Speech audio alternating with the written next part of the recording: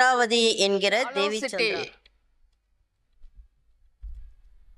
நேயர்கள் அனைவருக்கும் தொழிலாளர் தினத்தை முன்னிட்டு அனைவருக்கும் எமது வணக்கங்களையும் வாழ்த்துக்களையும் தெரிவித்துக் கொள்கின்றோம். சிட்டி சார்பாக இந்த நிகழ்ச்சி கருத்தரங்கம் இங்கு மிகவும் சிறப்பாக நடைபெற்று கொண்டிருக்கிறது. இந்த நிகழ்ச்சியை உங்கள் அனைவருக்கும் பெருமையுடன் வழங்கி கொண்டிருக்கும் சிட்டி தொலைக்காட்சியின் நிறுவனர் திரு லோகநாதன் ஐயா அவர்களுக்கும் அவருடைய துணைவியார் மணிமேகலை மேடம் அவர்களுக்கும் அவருடைய பிள்ளைகளுக்கும் எமது மனமார்ந்த வணக்கங்களையும் வாழ்த்துக்களையும் தெரிவித்துக் கொள்கின்றேன். மனிதனாக நாம் பிறந்தால் நிச்சயமாக உழைத்துத்தான் ஆக வேண்டும். உழைப்பு இல்லை என்றால் எந்த ஒரு துறையும் இங்கு அசைவதற்கான ஒரு சூழ்நிலை இல்லை. உழைத்தால் மட்டுமே இங்கு முன்னேற முடியும். ஒவ்வொரு மனிதருக்கும் மூலதனம் உழைப்பு தான். அந்த உழைப்பாளி இன்னும் ஒரு பெரிய மூலதனம் பெற வேண்டுமென்றால் நம்பிக்கை. உழைக்கக்கூடிய உழைப்பில் ஒரு மனிதன் நம்பிக்கை வைத்து உழைப்பார் என்று சொன்னால் இந்த உழைப்பில் நமக்கு ஒரு சிறப்பான எதிர்காலம் கிடைக்கும். அந்த எதிர்காலத்தில் நாம் முன்னேறுவோம். நம்முடைய பிள்ளைகளை நல்ல முறையில் படிக்க வைப்போம். வாழ்க்கையை நலமுடனும் வளமுடனும் கொண்டு செல்வோம் என்கின்ற ஒரு ஆழமான அழுத்தமான நம்பிக்கை முதலில் ஒவ்வொரு தனிப்பட்ட நபருக்கும் இங்கே இருக்க வேண்டும். அந்த தனிப்பட்ட நபர் நம்பிக்கை அடிப்படையில் உழைத்தார் என்று சொன்னால் நிச்சயமாக அவர் வாழ்க்கையில் வெற்றி பெறுவார்.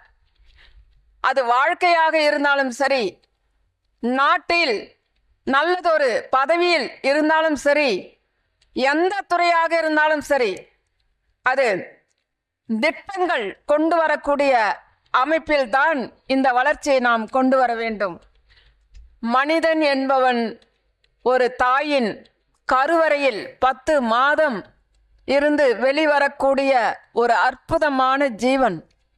தனது 2 கைகளையும் தலையில் இருக்கக்கூடிய அந்த சிறு மூளையையும் வைத்து கொண்டு இந்த மனிதன் செயல்படக்கூடிய ஒரு பெரும் ஒரு தாக்கம் உலகத்தையே ஆட வைக்கின்றது.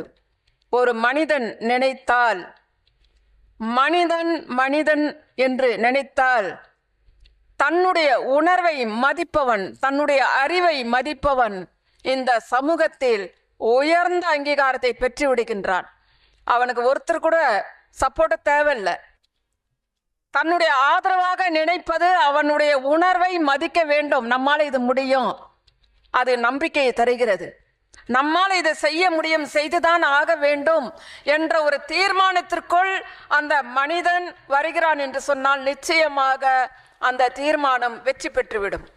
வாழ்க்கையில் வெற்றி பெறுவதற்கு 3 தீர்மானங்களை நாம் எடுக்க வேண்டும். நான் பள்ளியில் பேசும் பொழுது மாணவர்களோடு பயணித்தவள் நான். 10 வருட காலம் ஆசிரியராக பணிபுரிந்தவள். எல்லாமே சொன்னாங்க மேடம். பட்டிமன்ற பேச்சாளர், பாடகி, எல்லாமே உண்மை. எழுத்தாளர், கவிஞர், பாடலாசிரியர், கவிதை எழுதியிருக்கோம், பாடல் வெளியாகியிருக்கு. கவி 400 புத்தகத்தில் பல புத்தகங்கள் 25 புக்குக்கு அது உயர்ந்த பதிப்பகம். தமிழ்நாட்டில் முதல் இடத்துல இருக்கக்கூடிய லேனா தமிழ்வாணன் குரூப்பு சாதாரணமானவங்க இல்லை. அவங்கெல்லாம் விருது வாங்கி பெற்ற ஒரு மிகப்பெரிய பதிப்பகத்தில் இன்று என்னுடைய புத்தகங்கள் வெளிவருகிறது என்று சொன்னால் என்னுடைய உழைப்பிலே நான் வைத்த நம்பிக்கை தான் அங்கே மூலதனம். ஒவ்வொரு தனி மனிதனும் அந்த நம்பிக்கையை மூலதனமாக வைத்து உழைத்தார் என்று சொன்னால் நிச்சயமாக அவரால் வெற்றி பெற முடியும். அப்படின்னா முடியும். அங்கே நம்பிக்கை வர வேண்டும். தனக்கென்று ஒரு லட்சிய பாதையையும் அதற்கான ஒரு விடாமுயற்சியையும் அதற்கான ஒரு உழைப்பையும் ஒவ்வொரு தனி மனிதர் கொடுக்கிறார் என்று சொன்னால் இந்த சமூகத்தில் மிகப்பெரிய வளர்ச்சிகளை அனைத்து துறைகளும் பெற்றுவிடும். அந்த அனைத்து துறைகளும் சார்ந்த ஒரு நிகழ்ச்சியை கூட நாங்கள் சென்ற வாரம் நடத்தினோம். உண்மையிலேயே இந்த தொலைக்காட்சி நிறுவனரை பாராட்டணும். இந்த குடும்பமே வந்து சமூகத்துக்காக உழைத்து கொண்டு இருக்கிறார்கள்.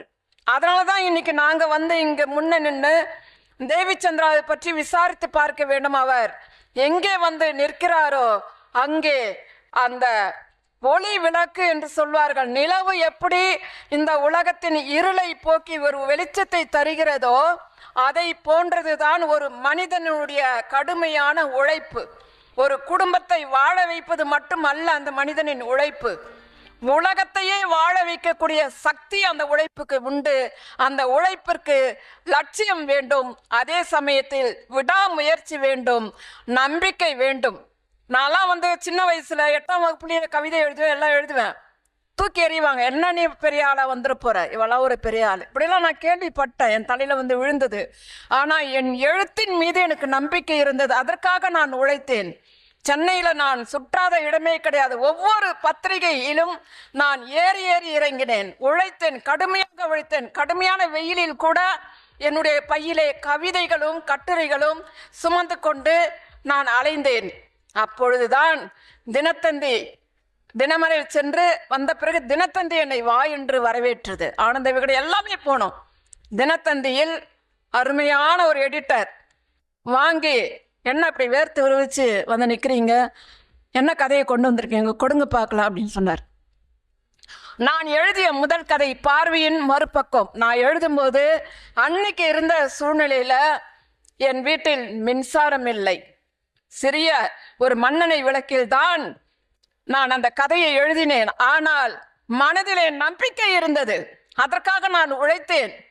அந்த பார்வையின் மறுபக்கம் என்ற சிறுகதையை வாங்கி பார்த்த எடிட்டர், ரொம்ப அற்புதமா எழுதியிருக்கீங்கன்னு உடனே அடுத்த வாரமே அதை வெளியீடு செஞ்சிட்டார். வானத்தில் பறந்தேன். நான் உழைத்த உழைப்பிற்கு முதல் வெற்றி எனக்கு கிடைத்தது. அதன் பிறகு 40 சிறுகதைகளுக்கும் மேலாக தினத்தந்தி மிகப்பெரிய பத்திரிகையிலே வெளியானது. தேவிச்சந்திரா உலகிற்கு அறிமுகமானார். இன்னும் அடுத்த ஸ்டெப்பு, இது இன்னொரு பள்ளி தாளாளர் அறிமுகமாகிறார். இப்போ எப்படி நிறுவனர் வந்து தொலைக்காட்சி மூலமா இப்போ ஒரு ஸ்டெப்பா கொடுத்து உயர்த்தி கொண்டு இருக்கிறாரோ, இது வந்து கடவுளுடைய செயல், கடவுள் அறிமுகம். நான் வந்து சாதாரண மனிதர்கள் அல்ல இவர்கள்.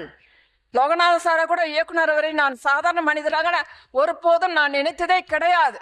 இவர் கடவுளுடைய அவதாரம், உலகநாதன் அவருடைய பெயர். அதைதான் சுருக்கமாக லோகநாதன் சொல்கிறார். அவருடைய பெயரை உலகநாதன், உலகத்தை ஆளக்கூடிய ஒரு உலகநாதன்.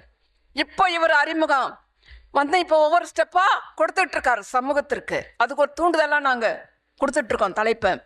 அப்போ இறந்த ஒரு தாளர் பார்த்து, இவ்வளோ கதை எழுதிட்டீங்களா, கொண்டு வாங்க எல்லாத்தையும் நாங்க போடுறேன் அப்படின்னு சொல்லி அந்த தாளர் பள்ளி நிறுவனர் மிஸ்டர் குமணன் அவர் உண்மையிலேயே இந்த தொலைக்காட்சி சார்பாக அவரை வந்து மனப்பூர்வமாக நான் வாழ்த்துக்களையும் நன்றியை நான் தெரிவிச்சுக்கிறேன்.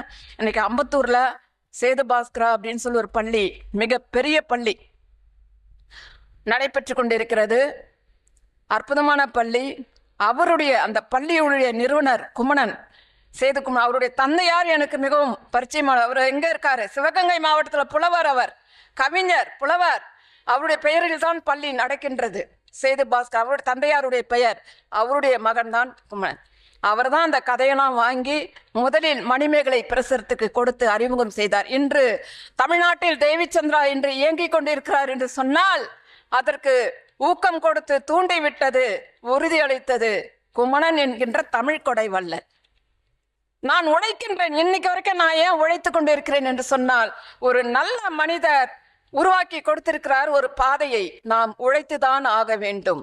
இன்று நான் தமிழகத்தில், தமிழ்நாட்டில் ஒரு முக்கியமான ஒரு பெண்மணி என்று ஒரு பெயர் எடுத்து விட்டேன். நான் எதை சொன்னாலும் எல்லா இடத்துலையுமே வெற்றி நடந்து கொண்டே இருக்கிறது. அரசியல் வரைக்கும் போகுது, முதலமைச்சர் வரைக்கும் செய்தியெல்லாம் போயிட்டு இருக்கு.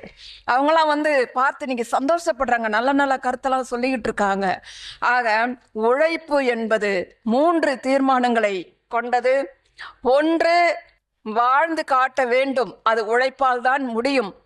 இன்னொன்று, மற்றவர்களை வாழ வைக்க வேண்டும், வழிகாட்டுதல் செய்ய வேண்டும், அதுவும் உழைப்பால் தான் முடியும். மூன்றாவது, அடுத்து வரக்கூடிய ஜெனரேஷன், இளைய சமூகம் இருக்கின்றார்கள், அவர்களுக்கு நம்மால் இயன்ற நம்முடைய கடுமையான ஒரு உழைப்பின் மூலம் ஒரு மூலதனத்தை இங்கு உருவாக்கி தர வேண்டும், அதுவும் சரியான உழைப்பின் மூலம்தான் வரும், தன்னால் வந்து விடாது.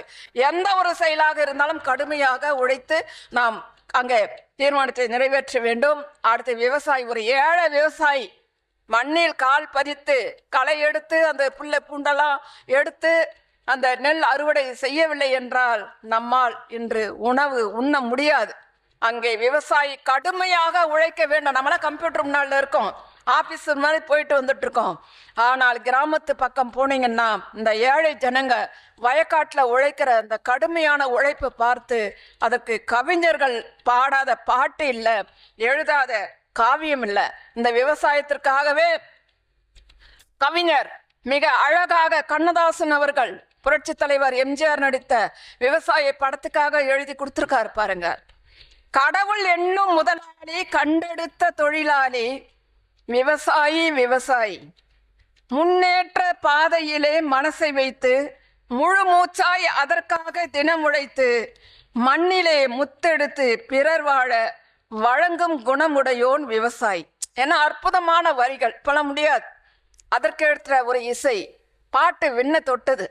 இப்படி புரட்சி தலைவர் வெற்றி பாதையில் பயணிப்பதற்கு உழைப்பாளர் பற்றி பாடல்கள் எல்லாம் கவிஞர்கள் எழுதி குவித்தார்கள். அது எழுத்து உழைப்பு.